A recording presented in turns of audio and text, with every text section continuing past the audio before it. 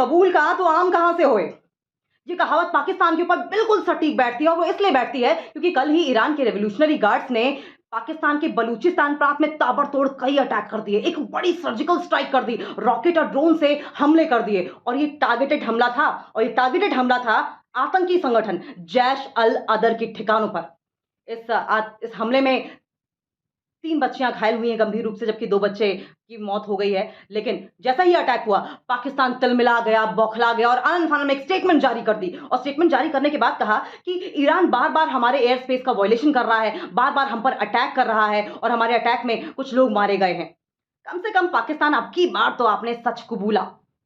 क्योंकि जब हिंदुस्तान की ओर से बालाकोट एयर स्ट्राइक की गई थी, तो सामने से स्टेटमेंट ये आया था कि महज कुछ कौवे मारे गए हैं और कुछ पेड़ ही गिरे हैं, कोई बड़ा अटैक नहीं हुआ है। कम से कम अब की बार तो सच कबूला, अब की बार तो माना कि हाँ, ईरान की ओर से अटैक हुआ है, आपके यहाँ कुछ लोग मारे गए हैं। लेकिन किस मुंह से आप बदला लेने की बात कर रहे हैं, किस मुंह से रिटेलिएट करने की बात कर रहे हैं? क्योंकि कहते हैं कि जिनके घर शीशे के होते हैं ना, वो दूसरों के घर पे पत्थर नहीं फेंका करते। आप ये कैसे भूल गए कि वही जैश अल अदर आतंकी संगठन है जिसने ईरान में पिछले 1 साल में ताबड़तोड़ कई इलाकों में अटैक किए, अलग-अलग इलाकों में अटैक किए, जिसमें 88 सिविलियंस मारे गए हैं और कई हज़ार लोग घायल भी हुए हैं। ये कैसे भूल गए आप? और दूसरा पॉइंट तो ये कि आप तो आतंकी संगठन नहीं थे। आपकी ओर से दावा तो यही किया जाता था कि हम आतंक को पनाह नहीं देते हैं। ये कैसे हो गया कि पाकिस्तान के बलूचिस्तान प्रांत में आतंकी संगठन की मौजूदगी है?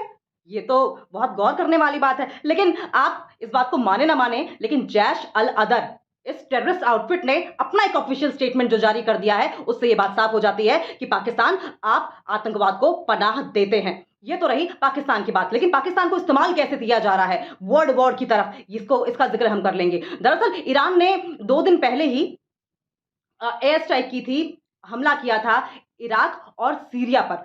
इराक पर इसलिए अटैक किया क्योंकि ईरान में जब जनरल सुलेमानी की डेथ एनिवर्सरी मनाई जा रही थी, वहां पर जब मजमा लगा हुआ था, जो लोग इकट्ठा हुए थे, उस पर आईएसआईएस द्वारा अटैक कर दिया गया था और ईरान का मानना यह था कि ये अटैक इराक में मौजूद आईएसआईएस के आतंकी ठिकानों ने ही करवाया है और इसीलिए उन आतंकी ठिकानों पर ईरान की ओर से अटैक किया गया। जबकि दूसरा अटैक किया गया था सीरिया में, और सीरिया में इसलिए अटैक किया गया था क्योंकि मानना यह था कि इजराइल की जो खुफिया एजेंसी है मोसाद, उसकी मौजूदगी वहां पर है, उसकी जो एजेंट्स है वो वहां पर मौजूद है और वहां से ऑपरेट कर रहे हैं। ये 2 जगहों पर अटैक किया गया। अब समझिए इस बात को कि मिडिल ईस्ट में पहले ही बहुत ज्यादा गर्मा-गर्मी बढ़ गई है। मिडिल ईस्ट की अगर बात करें तो सबसे पहले यमन का जिक्र करेंगे। यमन के चाहे हूती विद्रोही हो या फिर गाजा में हमास हो या फिर पैलेस्टाइन में, फिलिस्तीन में हिजबुल्लाह हो, इन सबकी जो चाबी है वो ईरान के पास है। और ऐसे में अब अमेरिका, जो सुपर पावर कंट्रीज है, वो डरी हुई है क्योंकि उन्हें खतरा सता रहा है वर्ल्ड वॉर होने का। और ऐसे में इस वर्ल्ड वॉर से कैसे निपटा जाएगा, इस बात का उन्हें लगातार डर सताने लगा है। और क्योंकि पाकिस्तान को तो अमेरिका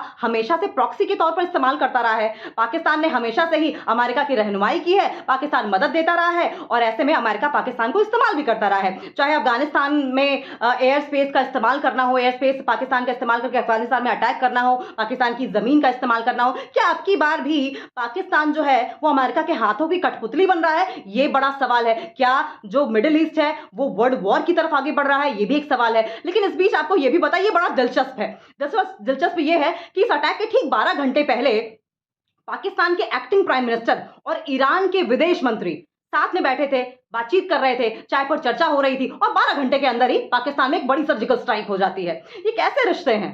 जिस थाली में आप लोग खा रहे हैं उसी थाली में छेद कर रहे हैं और फिर बात रहनुमाई की करते हैं।